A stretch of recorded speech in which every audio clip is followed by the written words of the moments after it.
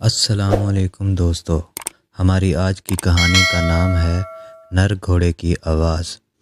رات کے سناٹے میں جب ہر طرف خاموشی کا راج تھا، اچانک ایک زوردار ہنہناہٹ نے گاؤں کے باسیوں کی نیندیں اڑا دی۔ یہ آواز اس پرانے استبل کی طرف سے آئی تھی جو پچھلے 20 برسوں سے ویران پڑا تھا۔ لوگ کہتے تھے کہ وہاں کبھی ایک شاندار نر گھوڑا رہتا تھا، کالا، خوبرو اور تیز۔ اس کا نام شہباز تھا۔ شہباز صرف ایک گھوڑا نہیں، ایک داستان تھا۔ کہتے ہیں وہ مالک کے اشارے پر دوڑتا، دشمنوں کو کچلتا اور جنگل کے درندوں کو بھی پسپا کر دیتا۔ مگر ایک رات اس گھوڑے کے چیخنے کی آوازیں آئی اور پھر وہ کبھی نظر نہ آیا۔ اسی گاؤں میں ایک نوجوان لڑکا ریحان رہتا تھا جو ہمیشہ ان قصوں پر ہنستا تھا۔ اسے ان سب باتوں پر یقین نہ تھا، مگر اس رات کی ہنہناہٹ نے اسے بھی بے چین کر دیا۔ اس نے اگلے دن صبح ہوتے ہی پرانے استبل کا رخ کیا۔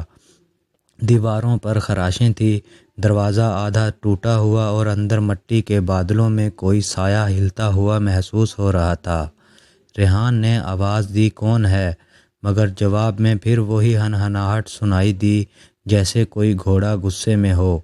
ریحان نے قصبے کے بزرگ بابا جلال سے اس بارے میں پوچھا۔ بابا جلال نے دھیمی آواز میں کہا، شہباز مرا نہیں تھا، اس پر جادو ہوا تھا۔ جس رات وہ چیختا تھا وہ اصل میں مدد مانگ رہا تھا۔ ریحان نے فیصلہ کیا کہ وہ اس راز سے پردہ اٹھائے گا۔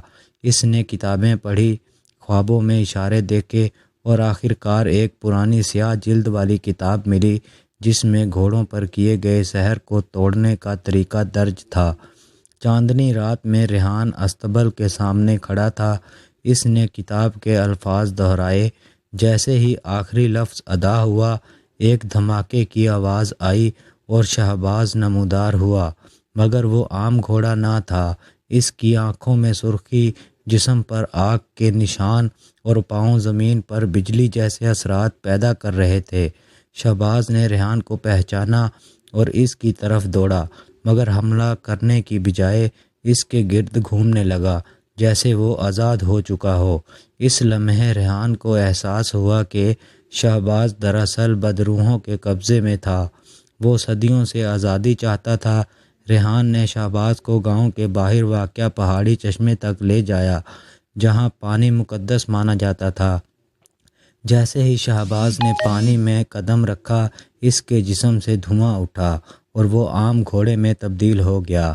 کالا، خوبرو اور پرامن گاؤں والے جمع ہوئے اور پہلی بار سب نے مل کر خوشی منائی۔